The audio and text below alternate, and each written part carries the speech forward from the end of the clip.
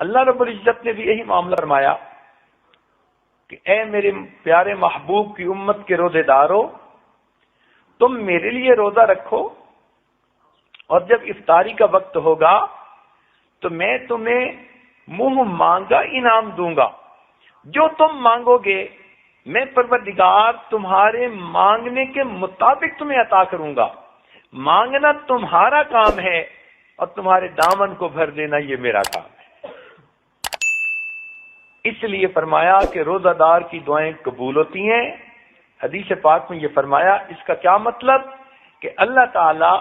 روزے دار کو افطاری کے وقت میں منہ مانگا انعام عطا فرماتے ہیں۔ اچھا، اگر کوئی بندہ اس وقت انعام مانگے ہی نہ تو اس کو کیا ملے گا؟ اور ہماری عورتوں کا بہت ساریوں کا یہی حال کہ افطاری کی چیزیں بنانے میں اور دسترخوان سجانے میں ایسی مشغول ہو جاتی ہیں کہ ان کو بتانا پڑتا ہے کہ جی روزے کی افطاری کا وقت ہو چکا، اب تم بھی افطار کر لو۔ اس کا مطلب ہے کہ یہ وہ مزدور ہے جس نے مزدوری تو کی، مگر جب دینے والے نے کہا کہ کتنا چاہیے تو اس کو مانگنا ہی یاد نہیں تھا۔ اس سے بڑی غفلت اور کیا ہو سکتی ہے؟ عورتوں کو چاہیے کہ اپنے خامدوں کو یہ بات سمجھائیں کہ افطاری کی ہر چیز آدھا گھنٹہ وقت سے پہلے تیار ہو کر دسترخوان پہ پہنچ جائے گی، اور آخری آدھا گھنٹہ بجائے اس کے کہ ہم کچن میں چولہے پہ کھڑی ہوں اور کبھی ایک چیز تلی جا رہی ہے کبھی دوسری چیز پک رہی ہے، اس میں لگنے کی بجائے یہ آدھا گھنٹہ، یہ 20 منٹ، یہ 15 منٹ مصلی پر بیٹھ کر اللہ رب العزت سے دعائیں مانگیں۔ عورتیں اپنے گھر کے سب بچوں کو اپنے پاس بٹھا لیا کریں اور معصوم بچوں کو کہیں کہ وہ بھی ہاتھ اٹھائیں اور دعا مانگیں۔ اگر بڑوں نے گناہ کیے تو چھوٹے تو معصوم ہیں،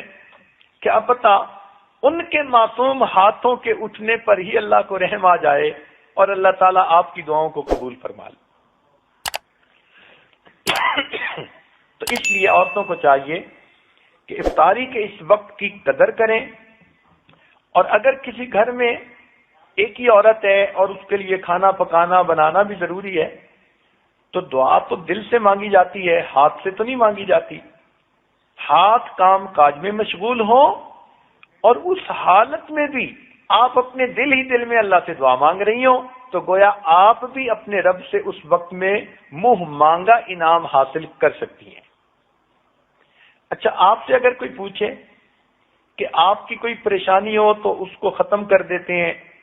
تو آپ سب سے پہلے بتائیں گی جی میری یہ بھی پریشانی، یہ بھی پریشانی، یہ بھی پریشانی، ایک فہرست گنوا دیں گی پریشانیوں کی، اور پھر کہیں گی کہ اگر یہ سب پریشانیاں ختم ہو جائیں تو بس مجھے سکھ کا سانس نصیب ہو جائے۔ تو جب اللہ تعالیٰ منہ مانگا انعام دینا چاہتے ہیں تو آپ افطاری کے وقت میں اپنے سب دکھ، اپنے سب غم، اپنی سب پریشانیاں اپنے رب کو سنایا کریں، اپنے رب کے سامنے پیش کیا کریں۔ سارا سال جو آپ دوسروں کے سامنے اپنے دکھڑے روتی ہیں، خاوند اچھا سلوک نہیں کرتا، مجھ پہ توجہ نہیں دیتا،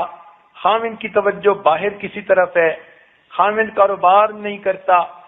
اگر یہ دکھڑے آپ نے سارا سال مخلوق کے سامنے کرنے ہیں تو مخلوق تو خود محتاج ہے، جس کے سامنے آپ دکھ کہہ رہی ہوتی ہیں وہ خود دکھوں والی ہوتی ہے، تو اس کا کیا فائدہ؟ اب آپ